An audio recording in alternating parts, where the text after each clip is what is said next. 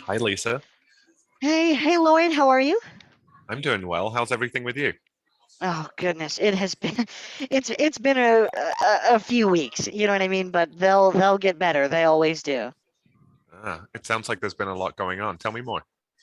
Well, it's just look, I've been on this project with Teo, okay, and I don't want to throw him under the bus, but he's not communicating. And recently, I was forced to pick up a deliverable and pick up the ball and carry it to the finish line to make us look good, and it wasn't supposed to be my problem. And so I'm a little frustrated by that.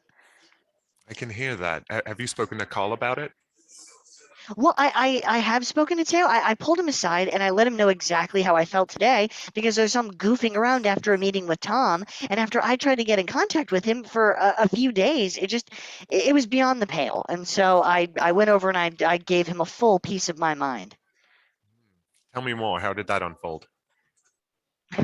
Well, he's not exactly talking to me right now. But I mean, like, Lloyd, look, you know the deal. I mean, like, I'm very direct, and Teo's very indirect. And it seems like he won't talk to me unless I'm smiling and I'm making small talk and being pleasant or whatever. And that's not fair because I don't see him asking any of the men on the team to communicate with him in that way. It sounds like it's a lot easier for you to make some adjustments than to expect everyone else around you to change. What do you mean by that? Have you tried a different approach to see if it gets you better results? Well, I mean, originally I sent him an email letting him know that our deliverable timeline had moved up. This was per client request. I didn't hear back, so then that was fine. I sent him a voicemail. I called him and I left him a voicemail, and I never heard back. And so I felt like I tried to meet him halfway, and then like I said, when I saw him goofing around after the meeting, it just felt like I'd been disrespected for long enough, Hmm. Did you tell him that? in no uncertain terms. Okay. How can I help with the situation? I don't know. I feel like I'm at a loss. I just I didn't mean to upset him. I wasn't trying to push him away, but I also wanted him to know how I felt and that I felt disrespected and I felt like, Pause. sure. All right, welcome back. I think that's a really logical stopping point. So let's go ahead and reflect on the conversation a little while it's still fresh in your mind, okay? Okay. Perfect. What do you think you did well during that conversation today? Listened.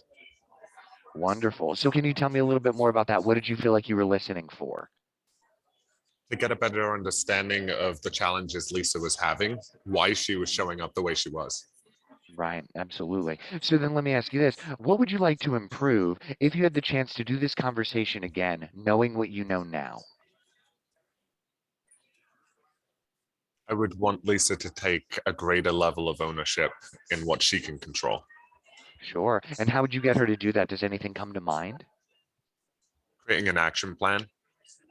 Oh, absolutely. So, like in this action plan is sort of a way for her and Teo to sort of reset their expectations, maybe? Sure.